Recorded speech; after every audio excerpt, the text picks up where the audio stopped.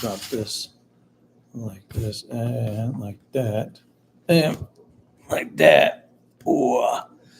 All right. Yep, we are live, and we're going to go live on this in 3, 2, 1. This is going here. What? No, it won't let me. Okay. All right, in 3, 2, 1. Hey, everyone. This is Coach Sagasa and Coach Neil. And welcome to the Frank and Neil Keeping It Real. Let's go. So today we're going to talk about two major things, and our topics are where do you draw the line? Where do you draw the line when it comes to movie sequels? And we're going to talk a little today about, are you born with greatness and the ability to just always want to win, or do you have to work hard for it?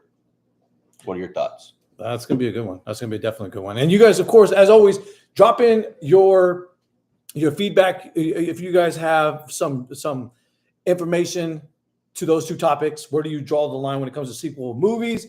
Or if it comes to, are you born with greatness, or is it something that's developed over time? Like, where does that go? And of course, we do have some spots for you to drop.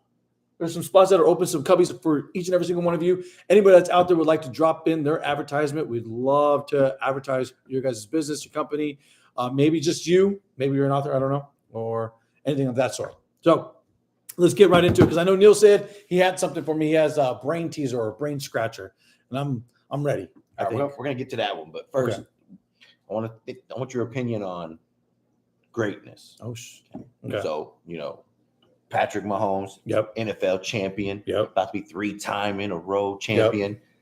Was he born that way? Was it instilled in him? Is it just hard work? It's a very, I mean, I'm like tongue tied, because I think about, when I think of Patrick Mahomes, I know a lot of you guys are probably going to disagree with me, and I know it's two different sports, but see where I'm going with this. When we think of the word greatness, I always go back to like a Kobe Bryant. I go back to a Michael Jordan. I go even back to like a Larry Bird. And, I know some people are going to laugh at me when I say this, but even the mailman himself, Karl Malone. I said Moses Malone. Who the hell is Moses Malone? Better than Post Malone. I could have said Post Malone. Yeah. Okay, so the mailman himself, like, to me, those are defined individuals of greatness. And here's why, is because, and I could have said some other names like Scottie Pippen. And the reason why I say that is because I think of the American Olympics, the USA Olympics. In order to be on the Olympic team, you have to prove that greatness. And that greatness is not just what you do on the basketball court. It's what you do in your communities. It's what you do in your home. Like, everything's got to be in order. There is a checklist before you become a participant of being in the Olympics. There's an actual checklist, and you have to guide yourself, or be guided by somebody to govern yourself for that checklist. You just don't get welcome into that circle of greatness. So Patrick Mahomes is, in my definition, a person who has worked toward being great, like Michael Jordan, Kobe Bryant. I mean, and I still remember the podcast of Kobe Bryant and Shaquille O'Neal. And Shaquille O'Neal was interviewing Kobe Bryant. He's asking him, what did you feel like when I left? And the only thing that came to his mind, and this is Kobe Bryant, sincere, again, rest in peace, and to all the family, no disrespect whatsoever. He specifically said, when you won that championship with the Heat, D Wade, the rest of the team, I got hungry. He didn't get jealous. He got hungry. 4 a.m. in the gym, not 4:05, not 3:45, like in the gym at 4 o'clock in the morning. And it's in his Mamba Mentality book. So when I think of greatness, because I think of Patrick Mahomes fitting in those shoes and caliber in that same path. Of course, he's creating his own journey and his own trail. But I think really hard on his work ethics, that I'm hungry. I want to be the next, if not better, Tom Brady. No disrespect, Tom, if you're watching. But he wants to get to that caliber. He wants to be recognized as one of the GOATs, a legend. So, yes, I consider him one of those individuals that it was spoon fed to him at an early age, and then it ignited a flame. And in that flame, he just continues to burn. That's why he does so much more than what other people his age in the same arena of NFL or sport, why he's doing more for his community and what he's doing in the NFL. No, I agree. I always hear people say, like, oh, you're born into the family that, you have the genes, this, that, and the other. I don't think so. You could be spoon fed and everything on a silver platter, but right. You're not going to put in that work, so don't sit there and tell me that your parents, didn't have the genes to make you great. Yeah. You didn't put the work in to be great. Yep. And I'll even go a step further. Like I think of Barron Trump, and this is not political, but the kid's genius. He's very smart. And the reason why he's smart is because his dad gave him the tools, the guidance, said, look, this is where it's at. And so he's opened up the new doors and avenue of becoming a very young politician. I know it sounds crazy, but he's already at that caliber. And then it's like, I mean, that's the definition of greatness, is putting in that work, effort, time, energy. And there's one thing I always tell kids, even some adults that want to listen, I'm like, dude, if you want something great, I was on a panel this morning with a lot of individuals from around the country, and the census was all about, why education is failing. And not that I want to get into that arena, but if you want something so bad, you'll do everything it takes to get it. And that's where you fit into that arena of greatness. You just practice your butt off. And I always say the three things that people often miss is time, effort, and energy. Three things that you cannot get back. Yep. So we're going to touch on that later. Okay. Yeah. Okay. But you heard Happy Gilmore 2 coming out. Oh my God, dude. Okay. I can't wait. I'm ecstatic. I love me some Happy Gilmore. But what about these sequels that just go on too far? Where do you draw your line? I'm done with the whole Fast and Furious. I'm serious. Like the whole Fast and Furious, like 13, 14, 18, whatever it is right now, I don't really know. I lost count after, I think it was 4. No, I'm sorry, Tokyo Drift. That's when I lost count. That was it. So I don't know actually what number that is, but I'm done. I think Tokyo Drift's the second one, wasn't it? I don't remember. I'm saying, like, well, it's weird because it goes Fast and the Furious, Tokyo Drift, Too Fast, Too Furious. Okay, so then the Tokyo Drift was the prequel to the other one. Yeah. When The Rock got involved and Jason Statham, oh man, I thought it was like Expendables Part 5 or 9. Like, you know what I'm saying? Like it jumped. Yeah. And so I really did. I have to draw the line when your movie becomes too much of CGI. Mm-hmm. So when it becomes too much CGI, I'm done. So you telling me that you can't drive a car on the ice that's blowing? Hell no, man! Submarine. No, there's no way that you're going to get this big old huge Navy helicopter and pull it down with 5 or 6. And one truck's like, it's rev. This is what kills me. Is it's revving? It's like, Wah! And it's like it's in the air, and it's like, Wah! It's like, wait a minute, bro. Like, you know what I mean? That just makes no sense to me. Well, I'm done with that. Like, I don't do sequels no more. Okay, let me ask you a question though. So Top Gun just came out. What's it been? 20 something years or whatever it's been? Yeah, like almost 30 years. Yeah. Okay. Why'd you have to go there? That's one of my favorite movies too. Do you like when they make you wait 20 plus years? Happy Gilmore, how long we been waiting? 15, longer than that. Like 20 years.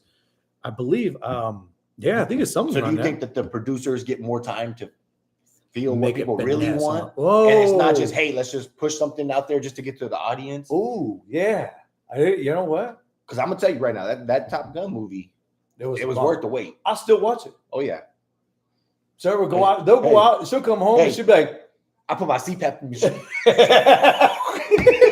No, but like Sarah will go out and do like an Instacart with Delina. They'll come home and you'll just hear the theme song just playing because I'm about to watch it. Yep. And they're like, again? I'm like, yeah, I don't know what it is. I am to some degree a Tom Cruise fan. You guys got to understand, like, he does his own stunts. Yes. Like that right there. Like, you do your own stunts. That's great. That's cool. I like that. It's pretty cool. That's why I do admire. But Top Gun is one of my favorite movies, straight up. Yeah. And not because my kids are in the Navy and nothing like that. It's just I grew up. I used to love going to the arcades. I don't know if you remember this one, but you get in the arcade game and you were always looking for that one particular arcade that had, oh, what was it? Oh gosh, now the name just, I want to say Flight of the Navigator, but it's not Flight of the Navigator. But anyways, you got in the cockpit. Oh yeah. And it moved. Like the whole thing moved. And oh my God. Like ahead of its time. Yes, it really was. That technology was ahead of its time. And that game, though, will always bring me back. That movie, they just go together, you know? Yeah. So where do I draw the line with sequels? I think of Halloween, another one, Halloween 14, 25, whatever it is. You know, Freddy Krueger, you know, had a number of sequels. And then after, I think 4, it was just like, where are you going with this? Not even scary anymore. There's a Jason. I mean, how many Jasons are there? There's Jason versus Freddy, Jason versus Aliens, Predator versus Jason. You know what I mean? Like, it's, at some point, you just got to say, all right, dude, yeah, you guys messed up. But now let me ask you something. Go ahead. If movies are, like you said right now, they're looking to find there's a gap. Yep. So let's go back to an old movie. Here's an old movie. He-Man. Okay. Masters of the Universe. Mm-hmm. Okay. They haven't made another one since, right? Here's another one. Conan the Barbarian. Haven't made another one, right? Of its time, it was great. Here goes another one. And we just seen this recently. Annie came out 40, 50 years later. No disrespect. She's now African-American. Mm-hmm. If you guys didn't notice that. I'm just saying. But where do you draw the line? I think that they can't redo He-Man. I mean, times have changed. You know, people are going to be offended. They're going to want a woman playing the lead role. Yeah, that's true. That's true. I mean, you can only do so much with the society that we're in today, unfortunately.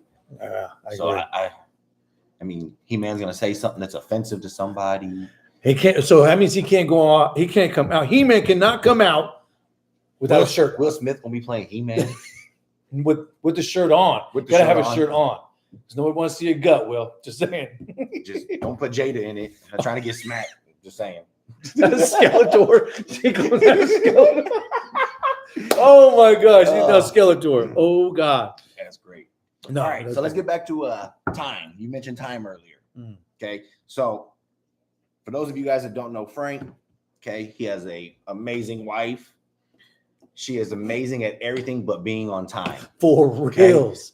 Okay? So this morning, I don't normally work Fridays. I had to work this morning. I did not set an alarm. I woke up late. Okay.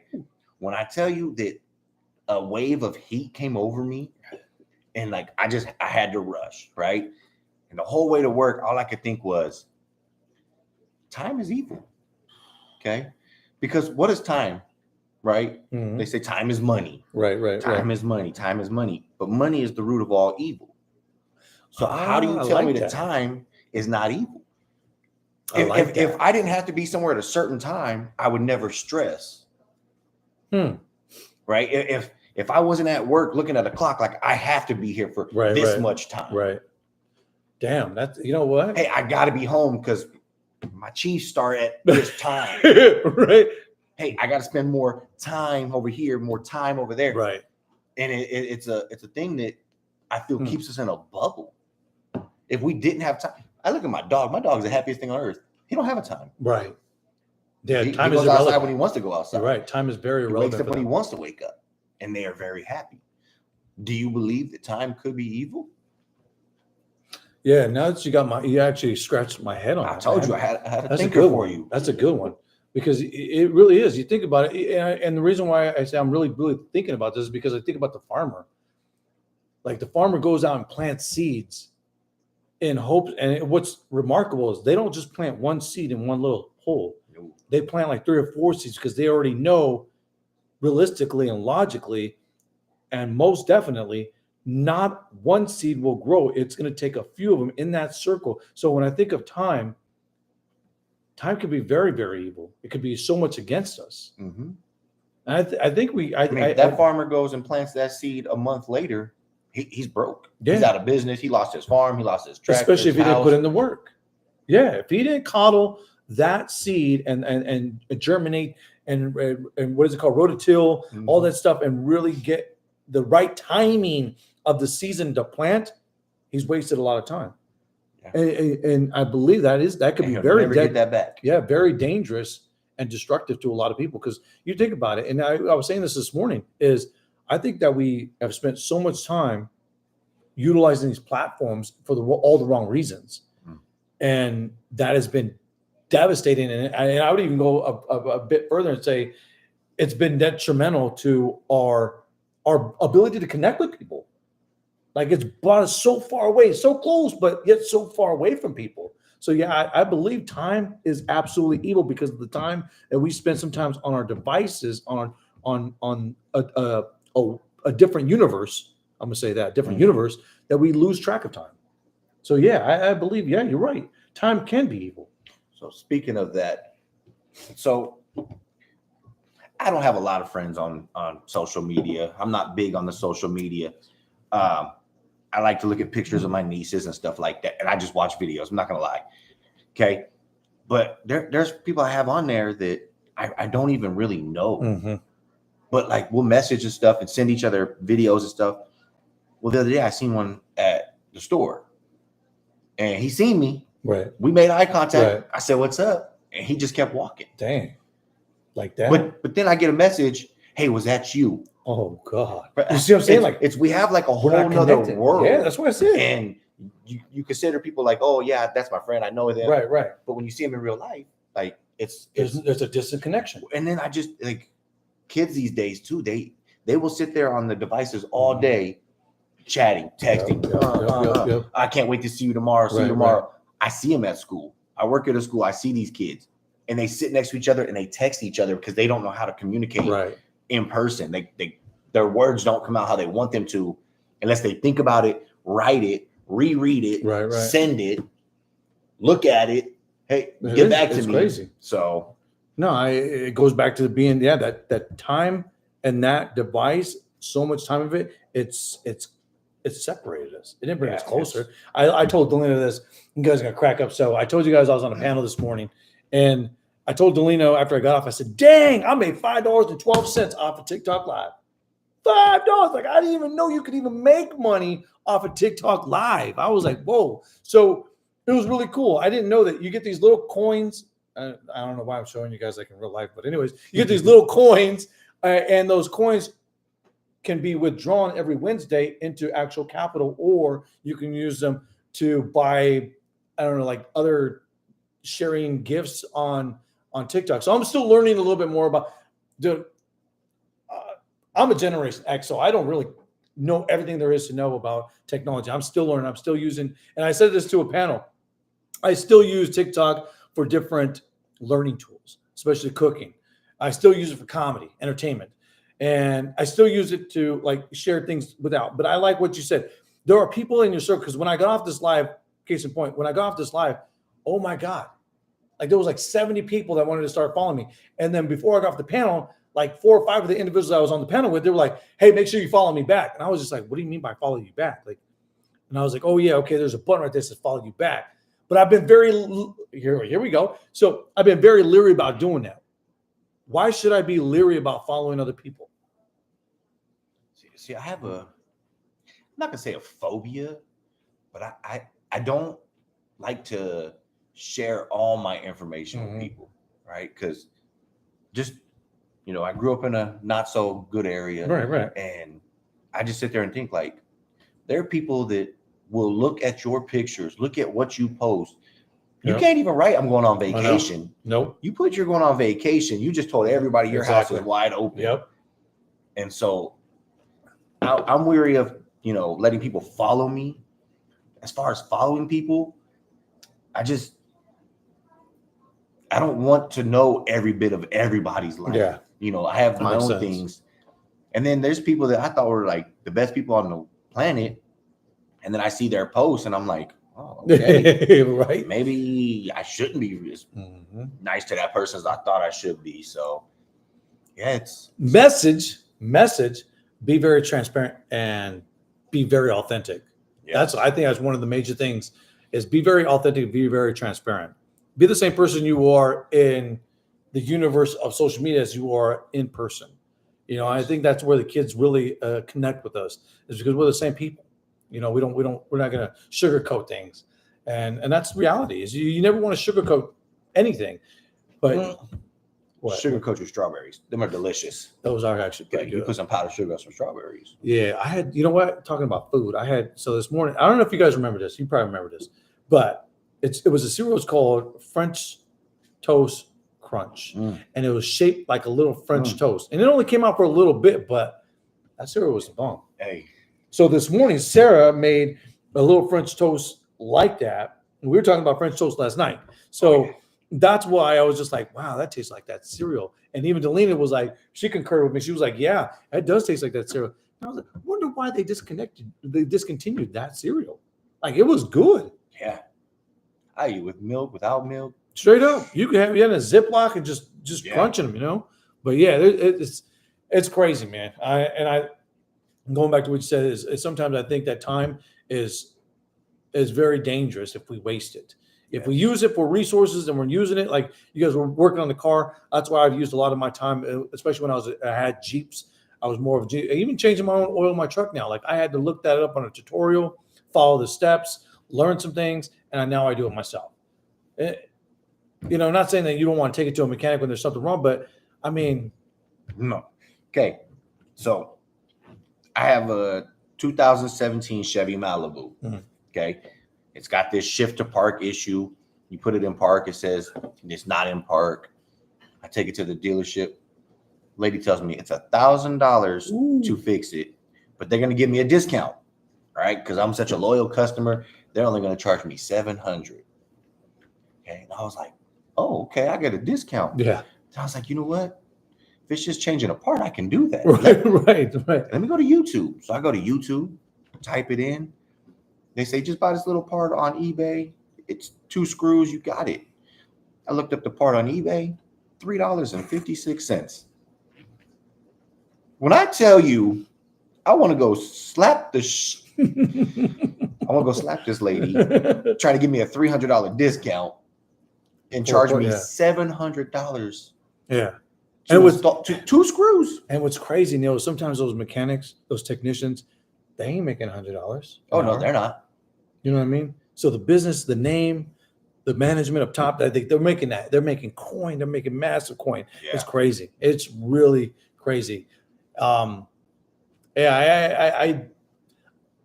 hard for me to take it in the dealership, especially our wife's Volkswagen. It's the same thing. You take it in there, and they always find something else. It's like, damn, it's like the doctors. No disrespect to the doctors or the mechanics. Again, if you're an honest one, you know where I'm coming from. But those dishonest ones, oh my God, there's got to be a special place in hell for you guys. I'm serious. Like, no disrespect, but the reality, seriously, money's like, even if I was super duper rich, I would still be a Mexican Jew. To some degree, I'm serious. Like, I would still be tight. I'd be very frugal. But I hate taking my car up to Henderson, and them whipping this bill. I'm like, dude, wait, $4,500, dude, I can put that on a brand new car. Like, what do you mean? Like the struts are out and it's going to cost this much? Like, no, I'll do that myself. The air filter, you're going to charge me $170 for the air filter? You go in for an oil change. God. You got a new air filter. You need windshield wipers. Yeah. You missing this. You're missing that. Light fluid. What do you mean light fluid? Never even heard of that. My blinker fluid is out. Yeah, every time I go. Like, what? Every time I go, my blinker fluid needs to be refilled. $69.99 for blinker fluid. You got to be AutoZone got to have it cheaper. Just saying. So, but if you could wake up tomorrow, okay, and for 1 month, you could have no time. You could wake up at any time you want, go to work at any time you want, work at any hours you want. Yeah. Make as much money as you want. Do you have less stress in your life? Oh, that's actually a very good question. Actually, let's put it this way. You could do whatever you want. The money is an annual salary, so it doesn't matter. Right. Okay. But there's no time constraints. If you want to go get dinner at 11 o'clock at night, right. That's fine. If you want to go to bed at 8 p.m., that's fine. No time constraints. How much better do you think your life could be? That's a good one, because I'm not gonna lie, like straight up, like I think from that, I try my hardest right now not to stress, period, because I know what stress can do to me, and I know what it does to the human anatomy and in our psyche. So I really try my hardest not to have any stress, and if when I see it, I quickly move myself away from it. It doesn't matter what it is. Like if I have to say no to somebody and offend them, I'm going to say no because I don't want the stress in my life. In fact, I even express that even to Sarah. I'm like, look, I'll let you talk. I'll let you say what you got to do and get that off your chest. And I'll carry that load for a moment. And then I'm like, get that shit off my back because I don't want it. You know what I'm saying? Yeah. So if time irrelevant, I think of the monks. They got all the time on planet Earth, and they're at total peace. No confusion, no chaos, nothing except tranquility. Yep. And I think for me, waking up at now, 3:45, used to be like 3 o'clock in the morning, but now 3. I think it's because I'm getting older, and I'm stepping away now from being a PE teacher where I'm not as tired. I'll go back into that classroom role, and I can start waking up at 3:30 in the morning. But I think dominating that sector of time for me has been delicious. Yeah. Like straight up, because I'm able to really program where all my time goes. And if I want to F off and mess up and go play a game or fiddle through videos and because I like sending you funny videos, I like watching that, and I'll rewatch some of those reels over and over just to get my gut busting, because I still believe that laughter and joy, opening up your cheeks and just getting that smile, like there's 1,000 benefits from science that's proven that. So looking at that, man, just waking up and dominating time, I think is a factor of discipline and a factor of living a joyful life. You don't allow any stress. You just say no stress. Success, yes. In different areas, yes. No stress. We should get some shirts that are made say no stress. I like it. All right, so let's switch topics real quick. Okay. So tell me about going back into the classroom next year. Oh, okay. You looking forward to it? Is this good change? Yeah, it's a good change. I mean, for those that are watching, I mean, Neil knows this. He knows what it's like to be a PE teacher in the desert. I've worked at 2 different schools, Mojave Accelerated Learning Center, that had no gym at the time when I worked there. I started off as a social studies teacher, then worked into a PE teacher, and then at Desert Star Academy, going on 7 years now, and no gym. I was in the classroom, kind of like at Malk, in the classroom, and then asked to do PE. So being back in the classroom now, and this is what's crazy, is because I went from working in the junior high to working in elementary students, now going back to work with high school students / middle school students. So is it going to be a change? Absolutely. Culture change, more dynamics, more understanding that I'm going to have to do more. And so there are going to be moments where I might have some little stress, and I'm going to try to remove as much as I possibly can, erase as much as I possibly can, because I know what it can do to us. You know what I'm saying? I don't want to be one of those teachers that before the middle of the year be burnt out. Like, I hate this job. I hate kids. I hate everything, right? I'm going to try my hardest this year going into a classroom to really, really emphasize that in my life and focus a whole lot of time and energy on just being the best in that arena. So, yeah, I'm looking forward to it. See, I was the opposite. I hit that wall. So for those that don't know, I was a PE teacher, just like Coach here, and I had to leave that field. And I went back into landscaping. And when I tell you there was no stress, I didn't have to worry about, lesson plans and having everything set up. And are they going to be using the gym today? Are they going to be using the field today?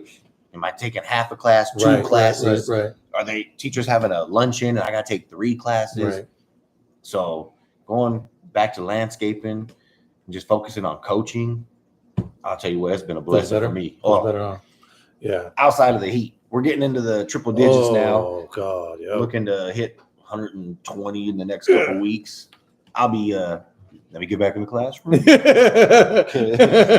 said you got an A spot. So no, I'm glad you're getting back into the classroom, because that it will take a toll on you, you know, and it's nice to vary. Yeah. You know, go over here, go over there. Yeah, when you wear different hats, it definitely tests your availability. Mm-hmm.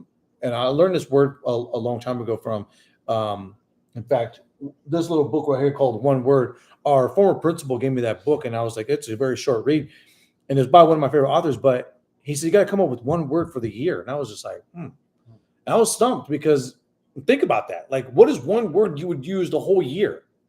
One particular word. If there was just one word you would use for the whole year, what would that one word be? And I was like, wow. I was really moved by it. So I was like, And so I let it marinate over the weekend, and then I came back to it, because in the book you have to write the word out, and then you start the book, and at the end you talk about that word.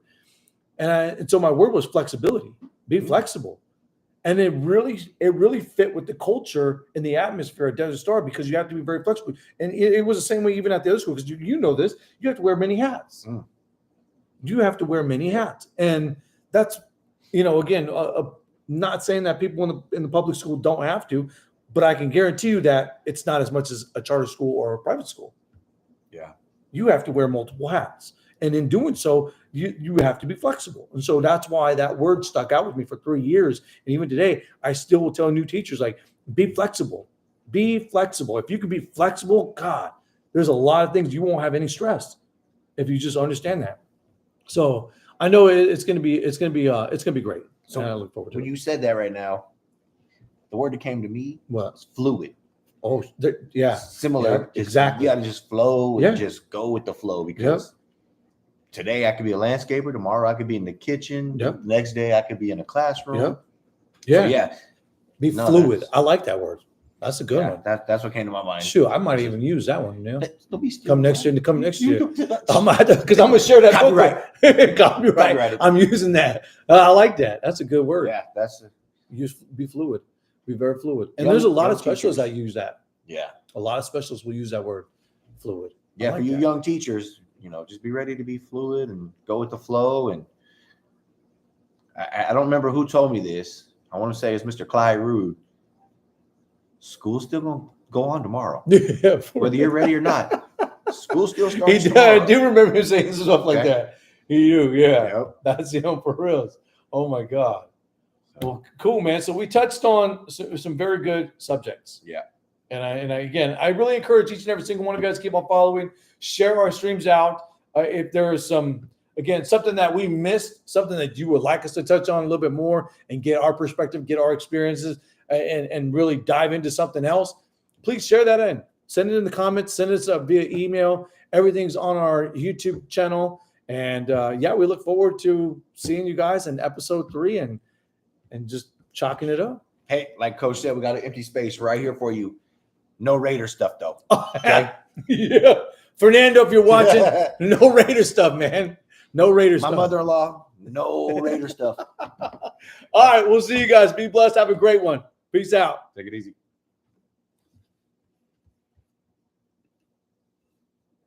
Boom.